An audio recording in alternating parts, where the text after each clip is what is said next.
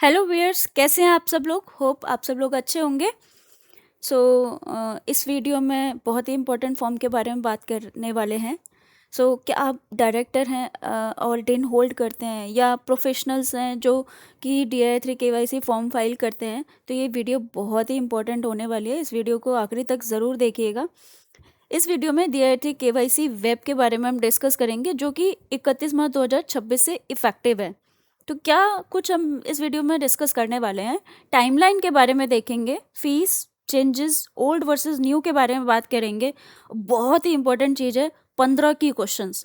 मतलब अगर ये 15 की क्वेश्चंस आप लोगों ने देख लिए ना, DI 3 KYC वेब के सारे क्वेश्चंस आपके दिमाग में से निकल जाएंगे। मतलब आई एम 100% श्योर ये वीडियो देखने के बाद आपको कोई और वीडियो देखने की ज़रूरत ही नहीं पड़ने वाली है। बट इस वीडियो को आखिरी तक ज़रूर देखिएगा, क्योंकि ये फॉर्म एक नया फॉर्म है, बहुत सारे चेंजेस इसमें इंट्रोड्यूस करे गए हैं। तो ये बहुत ही इंपॉर्टेंट वीडियो होने वाली है। आप देख रहे हैं zoom your skill Manju Sharma के साथ। आइए ज़्यादा देरी ना लेते हुए डिस्कस करते हैं इस वीडियो में क्या क्या कंटेंट हम डिस्कस करने वाले हैं। इस वीडियो में हम बात करेंगे क्या है DI 3 KYC वेब, जो कि आज से इफेक्टिव है 31 मार्च 2026 से। टाइमलाइन क्या है, फाइलिंग फीस क्या है, क्या कोई लेट फीस भी लगती है। यस, लगती है। बात करेंगे इसमें, क्योंकि ये नया फॉर्म है। क्या लेट फीस लगने वाली है इस फॉर्म में, तो इसके बारे में भी हम बात करेंगे। क्या चेंजेस हुए हैं नए और पुराने DI 3 KYC और KYC वेब में, उसके बारे में भी हम बात करेंगे। कंपैरिजन क्या है ओल्ड और न्यू DI 3 KYC वेब में, और 15 इंपॉर्टेंट क्वेश्चंस। मतलब अगर ये 15 क्वेश्चंस देख लिए ना, सब प्रोफेशनल सब डायरेक्टर होल्डर के सारे क्वेश्चंस खत्म होने वाले हैं। तो इन 15 क्वेश्चंस को स्किप मत करिएगा, ये ज़रूर देखिएगा। पहले क्वेश्चंस की तरफ बढ़ते हैं हम। पहला क्वेश्चन है हमारा, what is form DI 3 KYC web, explain with relevant provision. तो अगर आपको याद होगा ना, 31 मार्च 2025 को एक नोटिफिकेशन आया था, जिसमें बेसिकली 31 मार्च 2026 डेट रखी गई थी इस फॉर्म को लॉन्च करने की। ऑल टुगेदर ये पूरा का पूरा फॉर्म चेंज कर दिया गया है। और इस फॉर्म का काम क्या होता है, बेसिकली डायरेक्टर का डिन को एक्टिव रखना। और इसमें जो इंट्रोड्यूस करा गया है, कुछ नई चीज़ें इंट्रोड्यूस करी गई हैं, क्या क्या हम चेंज कर सकते हैं। तो ये रीएक्टिवेट के लिए यूज़ होता है ये वाला फॉर्म। मतलब डायरेक्टर का डिन रीएक्टिवेट करने के लिए कुछ चेंज करना है, email ID, phone number, present और परमानेंट रेजिडेंस एड्रेस, और हमारा डिन जो है एक्टिव रहे, कंप्लाइंट रहे एमसी रिकॉर्ड्स के लिए। रूल जो है, जो हमारा पुराना प्रोविज़न था, उसमें एक फर्दर प्रोविज़ो ऐड करा गया है, रूल 12A करके, जिसमें हमें बताया गया है कि आपकी जो DI 3 KYC है वो एवरी 3 फाइनेंशियल ईयर होगी। मतलब by 30 June of relevant financial year आपको ये DI 3 KYC वेब फाइल करना है।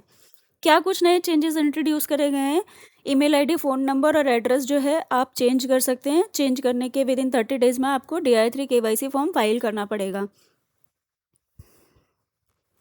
नेक्स्ट क्वेश्चन की तरफ बढ़ते हैं हम। What is the timeline filing fees of this form, is there any late fee filing for delays in filing this form. तो टाइमलाइन की पहले हम बात करते हैं, जैसे हमने ऊपर रूल 12 में भी देखा।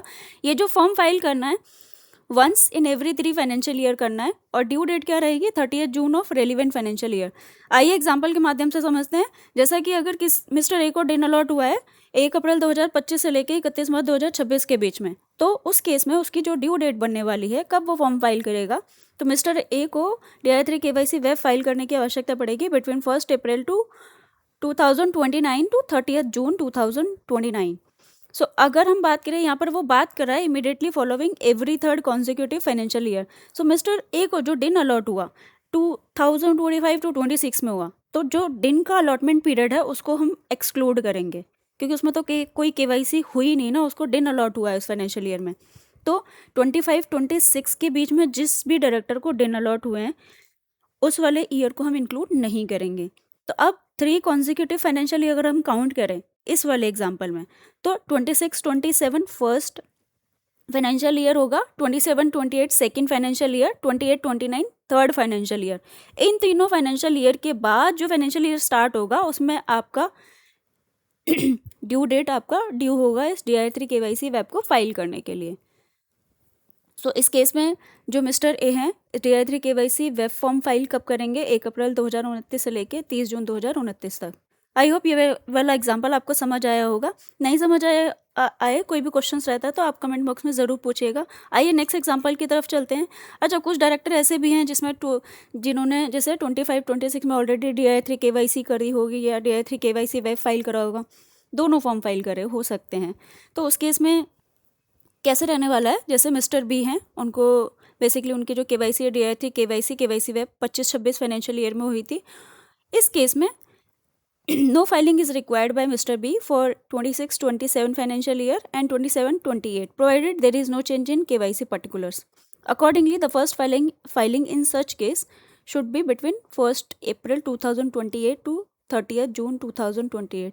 अब आप बोलोगे ऊपर वाला जो ड्यू डेट था वो 1 अप्रैल 2029 था और यहाँ पर जो है 28 है, कैसे समझते हैं? तो यहाँ पर अगर हम बात करें, उसने ऑलरेडी एक फाइलिंग कर दिया। मिस्टर बी ने 25-26 में KYC ऑलरेडी एक फाइनेंशियल ईयर की कर दी है, तो हम उसे इंक्लूड करेंगे यहाँ पर 26-27-27-28। सो 3 फाइनेंशियल ईयर हम काउंट करेंगे। 3 फाइनेंशियल ईयर के बाद जो नेक्स्ट फाइनेंशियल ईयर आएगा उसमें मिस्टर बी की KYC ड्यू होगी। सो मतलब 1 अप्रैल 2028 टू 30 जून 2028 में मिस्टर बी को अपनी KYC फाइल करनी पड़ेगी। मतलब जो भी डिन होल्डर है जिन्होंने पहले 25-26 में फाइलिंग कर दी है, तो उसका जो फर्स्ट पीरियड ऑफ KYC आएगा वो आएगा 1 अप्रैल 2028 टू 30 जून 2028। तब तक आराम तक बैठे रहो, हर साल KYC फाइल करने की कोई ज़रूरत नहीं है। बस अगर आपकी कोई चेंजेस होती है तो चेंजेस के लिए आपको इस फॉर्म को इस्तेमाल करना है।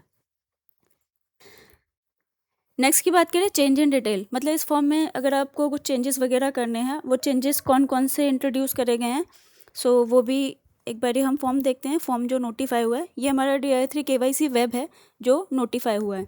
सो इसमें देखिए 6 पर्पसेस है। रीएक्टिवेशन ऑफ डिन, KYC compliance, update of mobile number, update of email ID, update of permanent residential address, update of present residential address. तो 6 पर्पसेस हैं। तो ये जो KYC कंप्लाइंस है ना, अभी आपको ये दिखने नहीं वाला है, इसको हम कवर करेंगे नीचे FAQ, जो 15 FAQ मैंने बनाए हैं ना उसमें कवर करेंगे, क्यों नहीं दिखने वाला। और ये देखिए यहाँ पर जो अपडेट है, अपडेट क्या क्या कर सकते हैं, mobile number, email ID, present and residential address. तो ये 4 चीज़ें हम अपडेट कर सकते हैं। तो अगर इसमें कोई अपडेट में कोई भी चेंजेस होता है, मतलब कोई भी चेंजेस होता है, तो उस केस में विदिन 30 डेज़ में आपको ये फॉर्म फाइल करना है। जैसा कि एग्जाम्पल के माध्यम से समझाया गया है, डिन अलॉट हुआ है 5 जनवरी 2026 को, मतलब फाइनेंशियल ईयर 25-26 में।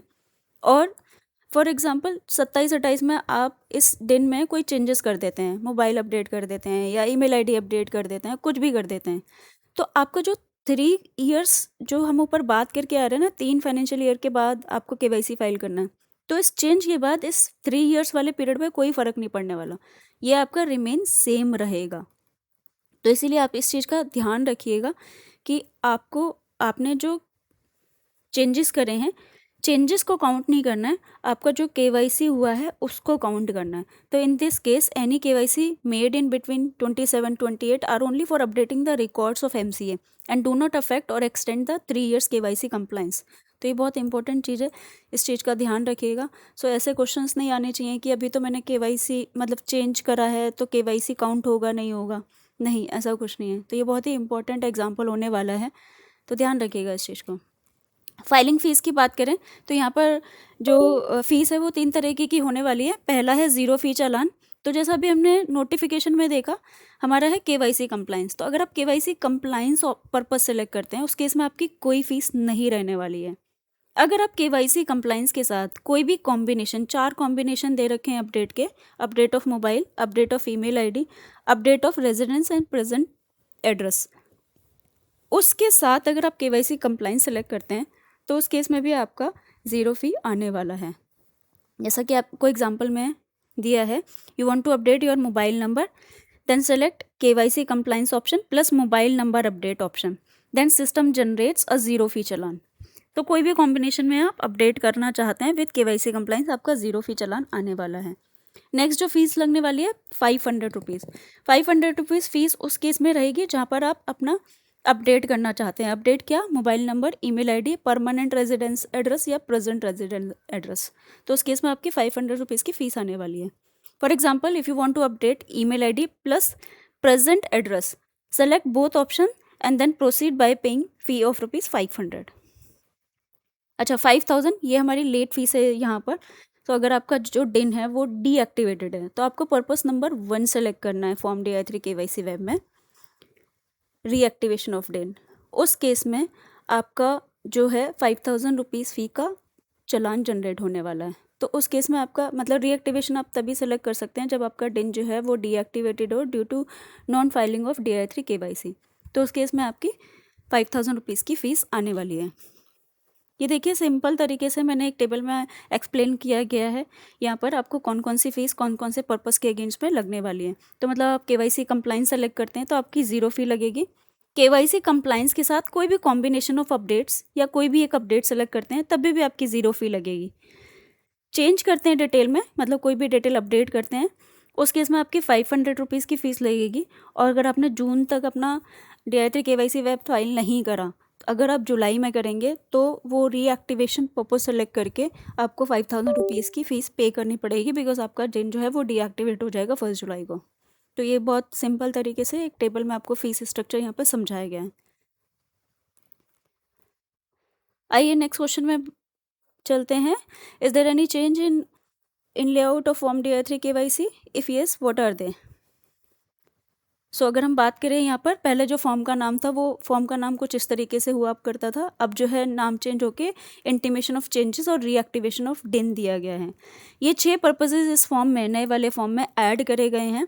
और एक फील्ड नंबर 8 पर updated mobile number and email ID include करा गया है, वेरीफाई मतलब with verification of OTP apart from existing mobile number. ऊपर एग्जिस्टिंग मोबाइल नंबर और ईमेल आईडी भी है एट फील्ड नंबर 2 पर। Proof of change in particulars attachment compulsory मांगा गया है, सो ये ज़रूर अटैच करना है इसमें। कुछ वेरिफिकेशन इंक्लूड करे गए हैं प्रैक्टिसिंग प्रोफेशनल के थ्रू, सो ये कुछ 4-5 चेंजेस इसमें इंट्रोड्यूस करे गए हैं। पुराने फॉर्म में अगर हम बात करें ये 7-8 चीज़ें थी डिलीट हो गई हैं, जैसे फादर्स नेम जो है वो हटा दिया गया है इससे। सिटीज़न ऑफ इंडिया कुछ आया करता था, रेजिडेंट ऑफ इंडिया आया करता था, जेंडर, आधार, ये सब सारी की सारी चीज़ें ये आपको नए फॉर्म में नहीं मिलेंगी। कंपैरिजन की अगर हम बात करें दोनों फॉर्म में क्या डिफरेंस है, तो फ्रीक्वेंसी जैसे पहले एनुअल हुआ करती थी, अब once in every 3 financial year है। पहले जो है 2 फॉर्म हुआ करते थे, ई फॉर्म और वेब फॉर्म। अब इन दोनों को मिला के एक फॉर्म बना दिया गया है जिसका नाम है DI3 KYC वेब। और पहले जो है सितंबर तक फाइलिंग की ड्यू डेट हुआ करती थी, अब जो है हर 3 साल बाद 30 जून तक फाइल करना है नेक्स्ट फाइनेंशियल ईयर में। और ये इवेंट बेसिस पर हुआ करता था, चेंजेस जब हुआ करता था यहाँ पर 30 डेज़ का विंडो जो है फिक्स कर दिया गया है। Yes, this is very important. In 15 questions को ज़रूर देखिएगा because overall DI3 KYC web को इसमें कवर करा गया है कॉम्प्रिहेंसिवली। तो इसको छोड़िएगा मत, इनको ध्यान से सुनिएगा इन 15 क्वेश्चंस को। हो सकता है आपका ही कुछ क्वेश्चन इसमें कवर हो। और हाँ, एक चीज़ और, इस वीडियो को ना अपने प्रोफेशनल फ्रेंड्स के साथ, डायरेक्टर्स जो हैं उनके साथ ज़रूर शेयर करिएगा, बिकॉज ये नया फॉर्म है। तो अगर आप गलती ही करेंगे तो हो सकता है MC रिकॉर्ड्स में पता नहीं क्या अपडेट हो जाए। तो इस वीडियो को शेयर ज़रूर करिएगा अपने फ्रेंड्स के साथ। सो 15 क्वेश्चंस के बारे में हम बात करते हैं। What regional director this form would land? तो जो रीजनल डायरेक्टर होगा, कुछ भी क्वेरीज आता है या कुछ भी आता है इससे रिलेटेड, तो आपको NR1 फॉलो करना है, regional director, northern regional director 1। ये फॉर्म जो है बेसिकली वहाँ पर लैंड हुआ करेगा। नेक्स्ट क्वेश्चन की बात करें, इस professional certification required in DI3 KYC web. जहाँ पर DI3 KYC है ना, मतलब ये समझ लेना ये नए फॉर्म का नाम है, मैंने KYC करके लिखा हुआ है। सो यहाँ पर of course CA CS CMS practice holder जो हैं वो सर्टिफिकेशन यहाँ पर रिक्वायर्ड होगा। कब कैसे क्या सर्टिफिकेशन रिक्वायर्ड होगा वो आप फॉर्म में देख सकते हैं जाके। Has DI3 KYC been discontinued और सब्सिट्यूटेड? अगर आपको याद होगा ना, पहले 2 फॉर्म हुआ करते थे, DI3 KYC वेब। तो अब वो दोनों को मिला के एक नया फॉर्म बना दिया गया है which is called DI3 KYC web. तो मतलब उन दोनों का मर्जर कर दिया गया है। तो फॉर्म का भी नाम देखेंगे ना, वो उसी तरीके से DI3 KYC पुराना वाला नाम और वेब जो है वो इंक्लूड कर दिया गया है। तो इस तरीके से एक ही फॉर्म रहेगा DI3 KYC वेब, इसी में सारी चीज़ें आपको मिलने वाली हैं। Next question, can DI3 KYC web be filed after DIN is deactivated? Yes, it can be filed with late fees. जैसे हमने ऊपर अभी फी टेबल समझा ना, तो आपका जो पर्पस रहने वाला है, आप पर्पस सेलेक्ट करोगे रीएक्टिवेशन ऑफ DIN, पर आपका जो डीएक्टिवेटेड होना चाहिए ना, वो due to non filing of DI3 KYC रहना चाहिए, तभी आप ये ऑप्शन सेलेक्ट कर पाओगे, अदरवाइज आपको एरर आएगा। Next question, whether DI3 KYC web filing is required even if the person is not a director during the year. So अगर आप प्रोमिनेंटली समझेंगे ना, ये डायरेक्टर किसी कंपनी में है या नहीं है इससे फ़र्क नहीं पड़ता। ये जो रिक्वायरमेंट है ना, ये डिन होल्डर्स के लिए, तो ये सारे के सारे डिन होल्डर्स के लिए एप्लीकेबल होने वाला है। So this requirement applies to डिन holder, not just active directors.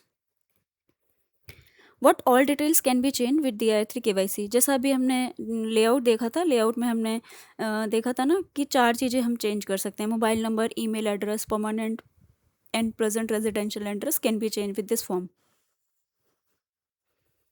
अच्छा, अब अगर आपको कोई और चेंजेस करने ना इस डिन डिटेल्स में, तो आप फॉर्म DIR 6 रेफर करेंगे। वो अभी डिसकंटिन्यू नहीं करा है MCA ने, वो अभी भी है in place. Can a director enter only a single name in DI3 KYC web? What are the restriction regarding the first name, middle name and pen database? तो ये बहुत ही इंपॉर्टेंट है। अगर आपको इस तरीके का कुछ एरर आए ना, तो ध्यान रखिएगा इस चीज़ का। आपको इंस्ट्रक्शन किट में भी दिया गया है पेज नंबर 4 पर, section 1.2। So a single name is allowed only if the same single name exists in the pen database। तो अगर आपका पेन डेटाबेस में भी जैसे अरुण है, तो अगर आपका पेन में भी अरुण है ना, तो आप यहाँ पर यूज़ कर सकते हैं। If a person enters a single name in the middle name field, it will not be accepted.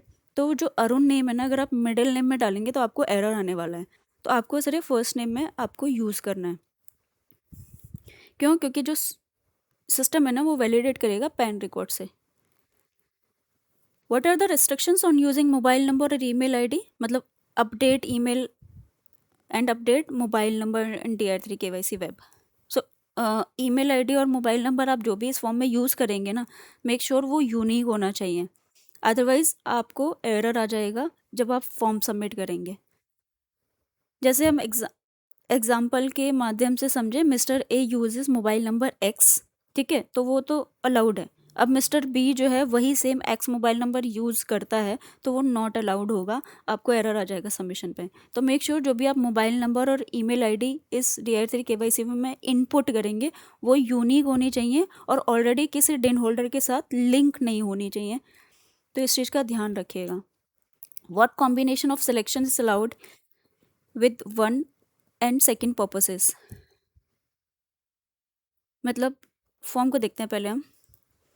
सो यहाँ पर ये बोल रहा है पहला पर्पस और सेकंड पर्पस, इसके साथ हम और क्या कॉम्बिनेशन यहाँ पे यूज़ कर सकते हैं। मतलब रीएक्टिवेशन अगर अब मुझे डिन करना है, क्या मैं अपडेट ऑफ मोबाइल नंबर कर सकती हूँ, KYC कंप्लाइंस कर सकती हूँ, कौन कौन से कॉम्बिनेशंस होने वाले हैं। तो उस केस में अगर हम पर्पस 1 की बात करें, मतलब रीएक्टिवेशन ऑफ डिन, द पर्पस रीएक्टिवेशन ऑफ डिन or reactivation along with any combination can be selected only if the DIN is deactivated due to non-filing of DI3 KYC status।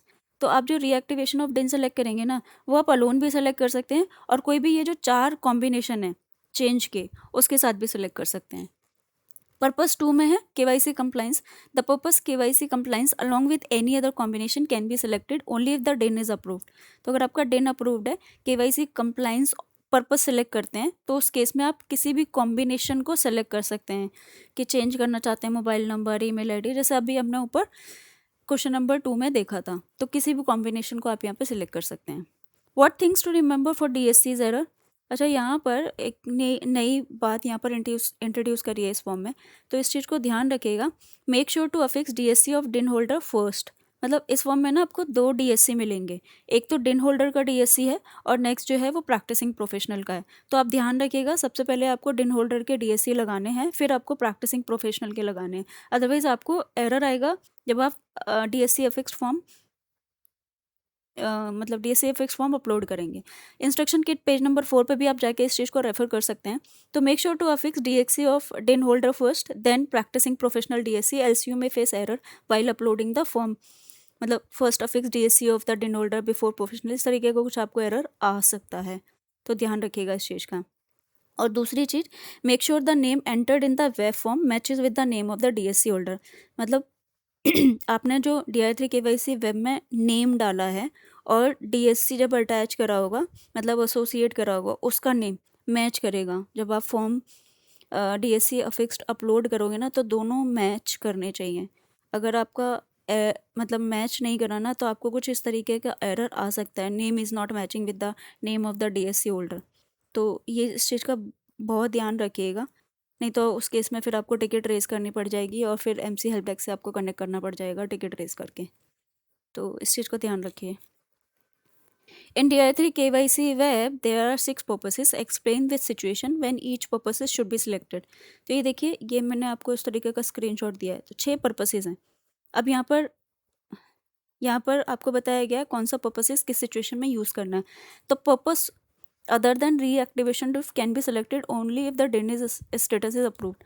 मतलब ये जो पहला वाला पर्पस है ना, आप ये नहीं सेलेक्ट कर सकते, बाकी सब सेलेक्ट कर सकते हैं अगर आपका DIN का स्टेटस अप्रूव्ड है तो।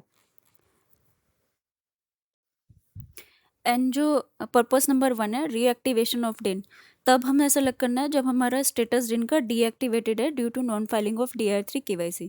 तो ये दोनों चीज़ आई थिंक आपको क्लियर हो गई। नेक्स्ट है दीज टू, मतलब रीएक्टिवेशन ऑफ DIN और KYC purposes can not be selected in a single form. मतलब आप इस फॉर्म में DI3 KYC में आपका DIN जो है डीएक्टिवेटेड है, तो आप डीएक्टिवेटेड और पर्पस नंबर 1 रीएक्टिवेशन और KYC कंप्लायंस दोनों साथ में सेलेक्ट नहीं कर सकते एट अ टाइम। इन दोनों में से आपको एक ही सेलेक्ट करना है।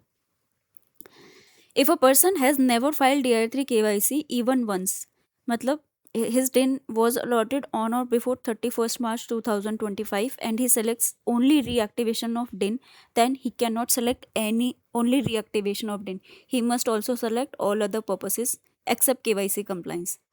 मतलब अगर आपका DIN आया है 31 मार्च 2025 से पहले और आपने कभी भी है ना एमसीए सिस्टम में DI3 KYC फाइल ही नहीं करा, कभी भी नहीं फाइल करा, तो उस केस में आज का स्टेटस आपका जो हुआ होगा वो डीएक्टिवेटेड हुआ होगा। तो उस केस में आप जब ये DI3 KYC वेब फाइल करेंगे तो आपको सेलेक्ट करना पड़ेगा रीएक्टिवेशन ऑफ DIN, क्योंकि डीएक्टिवेटेड है आपका DIN। तो उस केस में आपको रीएक्टिवेशन ऑफ DIN तो सेलेक्ट करना ही करना है, उसके साथ साथ आपको सारे पर्पसेस सेलेक्ट करने पड़ेंगे, मतलब mobile number, email ID, update of present and permanent residential address. तो ये चीज़ का ध्यान रखिए। इस तरीके का ना क्वेश्चन या सिचुएशंस आपके केस में आ सकते हैं, तो ध्यान रखिए इस चीज़ को कि DIN अगर आपका 31 मार्च 2000 पहले से आया है और आपने कभी भी एमसीए सिस्टम में कोई भी फॉर्म नहीं फाइल करा है, तो उस केस में ये सारे कॉम्बिनेशन आपको रीएक्टिवेशन के साथ सेलेक्ट करने वाले हैं। ये एग्जांपल जैसे दिया है, DIN 2022 में मिला, कभी DI3 KYC फाइल नहीं करी, DIN का स्टेटस आज की डेट में डीएक्टिवेटेड है, तो उसके केस में मिस्टर एक्स जो है वो रीएक्टिवेशन ऑफ DIN तो सेलेक्ट करेंगे, इसके साथ साथ ये चारों अपडेट वाले जो ऑप्शंस हैं वो सेलेक्ट करेंगे। ओनली रीएक्टिवेशन जो है वो नहीं अलाउड है। क्यों? क्योंकि एमसीए जो है ना फुल KYC डिटेल चाहता है आपकी, तो इस चीज़ का ध्यान रखिए। In case of change in update of permanent residence address is selected, update of present residential address purposes will also be auto selected. मतलब ये क्या कहने की कोशिश कर रहा है, अगर आपका परमानेंट रेजिडेंस एड्रेस सेलेक्ट करते हैं, आपको सिर्फ यही करना है, आपका परमानेंट रेजिडेंस एड्रेस, तो उस केस में जैसे ही आप इस पर टिक पे सेलेक्ट करेंगे ना, ये भी आपको ऑटो सेलेक्ट हो जाएगा। मतलब आप ये सोचेंगे अरे ये क्यों हो रहा है, आप इसे हटाने की कोशिश करेंगे, तो ऐसा नहीं होगा। आप इंस्ट्रक्शन किट में देख सकते हैं, ये इंस्ट्रक्शन किट में दिया गया है। तो ध्यान रखिए, जब भी आपको ये परमानेंट रेजिडेंस एड्रेस पर टिक करेंगे तो ये वाला ऑटोमेटिकली टिक हुआ आएगा। तो इस चीज़ में घबराने की ज़रूरत नहीं है। आप नीचे फील्ड नंबर 9 पे जाएंगे, उसके हिसाब से आप अपना चेंज कर सकते हैं। नेक्स्ट है in web form purpose 2 KYC compliance will be disable. अच्छा, ये बहुत इंपॉर्टेंट है, आप घबराइए मत फॉर्म DI3 KYC वेब देख के कि इस साल KYC फाइल करनी है और ये जो KYC कंप्लाइंस वाला जो है वो डिसेबल है। तो यहाँ पर देखिए फॉर्म मैंने यहाँ पर दिया है, KYC कंप्लाइंस वाला जो ये वाला ऑप्शन है ना डिसेबल है, तो ये वाली बात यहाँ पर कही गई है। ये जो KYC कंप्लाइंस वाला जो ऑप्शन है ना वो एनेबल होगा 1 अप्रैल 2028 से। उससे पहले आपको कोई भी KYC नहीं करनी, सिर्फ आपको बाकी ये सब सारे के सारे ऑप्शन आपको यूज़ करने का एंटाइटलमेंट रहेगा। तो यहाँ पर यही वाली चीज़ बताई गई है, purpose 2 will be disable, the same shall be enable for filing from April 28 to June 2028 for all the DINs allotted on और before 31st March 2025, but disable from July 28 to March 29। मतलब आपको ना 1 अप्रैल 2028 से जून 2028 तक ये जो KYC कंप्लाइंस वाला option है ना पर्पस, ये आपको अनेबल दिख जाएगा। पर जैसे आपका जुलाई 2028 आएगा फिर से आपको ये डिसेबल दिखेगा। तो पहले जैसा हमारे फॉर्म में हुआ करता था ना, हम कभी भी फॉर्म फाइल कर लिया करते थे, मतलब एडिशनल फ़ीस के साथ, बट अब यहाँ पर इन्होंने डिसेबल ही कर दिया है। सिर्फ उस अप्रैल से जून तक के पीरियड में ये आपको इनेबल दिखेगा, अदरवाइज़ जुलाई से मार्च फिर से ये डिसेबल मोड में चला जाएगा। तो ऐसे ही हर साल ये आपका चलता चला जाएगा, मतलब in next financial year also April 29 to June 29 आपका डिसेबल रहेगा, फिर उस एनेबल रहेगा, फिर उसके बाद जुलाई से लेके मार्च 26 तक फिर आपका ये डिसेबल चला जाएगा। तो ऐसे ही नेक्स्ट नेक्स्ट नेक्स्ट नेक्स्ट इस तरीके से आपका ये होता रहेगा। आप पेज नंबर 4 और 6 पर इंस्ट्रक्शन किट में जाके देख सकते हैं इस चीज़ को। Next question, DI3 KYC web is any fee charge when selecting KYC compliance with all or any of the purposes? अच्छा, यहाँ पर क्या है, जैसे मैंने अभी आपको ऊपर भी बताया था, in this case no fee is charge in DI3 KYC if DIN status is approved, you are filing with in the due date, even if you select KYC compliance with any combination. तो मतलब आपको KYC compliance करना है plus any changes करने हैं, अगर DIN का status आपका अप्रूव्ड है तो उस केस में आपका ज़ीरो फी चालान जनरेट होने वाला है। Next day, if DIN status is deactivated due to non-filing of DI3 KYC and the director has filed DI3 KYC once in MCA system earlier, which purpose should be selected in the form? मतलब एक बार ही DI3 KYC form file करा था पुराने system में, मतलब आज से पहले सिर्फ एक ही बारी DI3 KYC फॉर्म फाइल करा था, उसके बाद से कभी फाइल ही नहीं करा, और जो DIN का स्टेटस है वो डीएक्टिवेटेड है due to non filing of DI3 KYC। तो उस केस में पर्पस कौन सा सेलेक्ट करना है? तो उस केस में आपको सेलेक्ट करना है reactivation of DIN if there is no changes in your mobile number, email ID or permanent or present residence address, else combination of updates as applicable with the reactivation of DIN। तो मतलब जो reactivation of DIN है ना, वो उसके basically दो scenario होने वाले हैं। एक तो आपने MCA सिस्टम में कभी एक भी बारी आके के DI3 KYC फॉर्म फाइल कर दिया हो, तो उस केस में आप सिर्फ रीएक्टिवेशन सेलेक्ट करके, अगर आपकी सारी चीज़ें सेम है, मोबाइल, ईमेल एड्रेस वगैरह ये सब सेम है, तो सिर्फ रीएक्टिवेशन सेलेक्ट करिए और फॉर्म फाइल कर दीजिए। बट अगर आपने एक भी बारी DI3 KYC फाइल नहीं कराया MCA सिस्टम में, तो उस केस में आपको रीएक्टिवेशन के साथ ना सारे कॉम्बिनेशन आपको सेलेक्ट करने पड़ेंगे। तो आई होप ये आपको क्लियर हुआ होगा, और आपको कोई भी कन्फ्यूज़न रहती है तो आप कमेंट बॉक्स में आप क्वेश्चन डाल सकते हैं। अच्छा, ये है question on update and changes. जैसा कि DI3 KYC वेब में हमें अपडेट के 4 ऑप्शन दिए गए हैं। 30 डेज़ की विंडो में हमें ये फॉर्म फाइल करना है जब भी हमारा चेंज होता है। तो उस केस में एग्जांपल समझ लेते हैं। जैसे मिस्टर एक्स है, he is a director whose DIN status is approved and he filed DI3 KYC web on 10 June 2029 with in the due date. On 15 September 2029 he wants to update his mobile number. मतलब अब हम चलते हैं जब हमारा ये KYC compliance वाला जो पर्पस है वो इनेबल होगा। तो मान के चलो 10 जून 2029 को मिस्टर एक्स ने KYC कंप्लाइंस ऑप्शन सेलेक्ट करके KYC कर दी, ठीक है, ड्यू डेट में कर दी है। अब 15 सितंबर, मतलब ये विंडो क्लोज हो गई है अप्रैल टू जून वाली, 30 जून के बाद सितंबर आया। सितंबर 2029 में अगर उसको मोबाइल नंबर अपडेट करना है, ईमेल आईडी अपडेट करनी है, तो उस केस में जो हमारी फ़ीस है वो हमारी क्या रहेगी, क्या हमारी टाइमलाइन रहेगी, तो उसके बारे में क्या है वो हम नीचे समझेंगे। और दूसरा क्वेश्चन है, DI3 KYC web is launch on 31 March 2026। So if Mister Y wish to change his mobile number, what purpose should he select? So पहले की अगर हम बात करें, जैसे उसने क्या करा, पहले उसने जुलाई 2029 में KYC कंप्लाइंस अपडेट करके ऑप्शन सेलेक्ट करके KYC कर दी। सितंबर में आया, सितंबर में अब वो अपनी डिटेल्स चेंज करना चाहता है, तो in that case mister X should select only the update in mobile and update in email ID purposes, because KYC जो है वो डिसेबल हो जाएगा। The applicable fee will be 500 since only updates are being made with an active DIN and there is no specific due date, meaning मतलब it can be changes at any point of time. Mr. Y should select only the update in mobile number and update in email ID purposes. Unable to select KYC compliance as this purpose will be disabled and will be enabled from April 28 to June 28.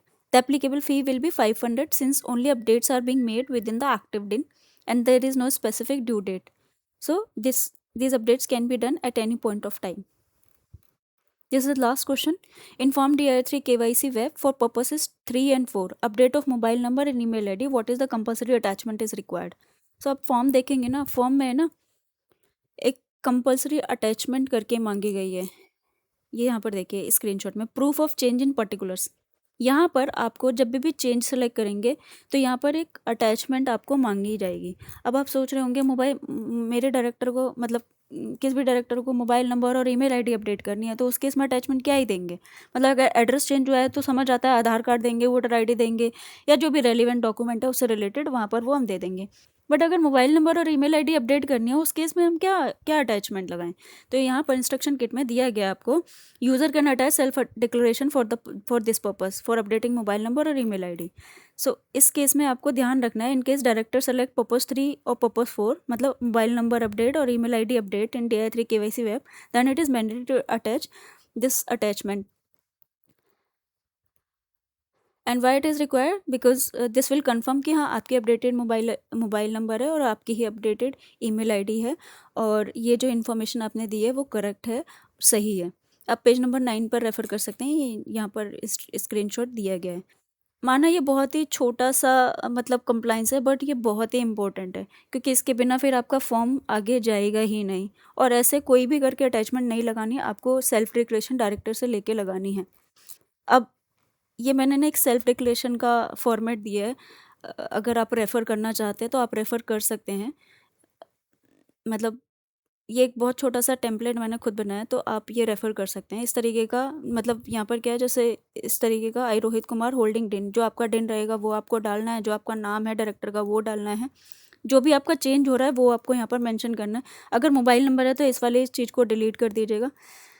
And then ये मैं responsibility लेता हूँ, जो भी communication मुझे receive होगा इस वाले नंबर पर होगा और जो इन्फॉर्मेशन है वो एक्यूरेट है and to the best of my knowledge है। उस डेट को साइन करना है, उस प्लेस में साइन करना है, सिग्नेचर एंड यहाँ पर अपने नाम लिखना है। तो ये एक छोटा सा डिक्लेरेशन फॉर्मेट मैंने आपको यहाँ पर प्रोवाइड कर रखा है, आप ले सकते हैं यहाँ से कॉपी कर। सो आई नो ये वीडियो थोड़ी सी लंबी हुई है, छोटा सा फॉर्म है बट नया फॉर्म है, अंडरस्टैंड करना बहुत ज़रूरी है। अगर आपने समझा तो आप दूसरे प्रोफेशनल को भी हेल्प कर पाएंगे। इस फॉर्म में जो भी चेंजेस आए हैं और जो भी क्वेश्चंस रहने वाले हैं, मैंने most of the questions cover करने की कोशिश करी है।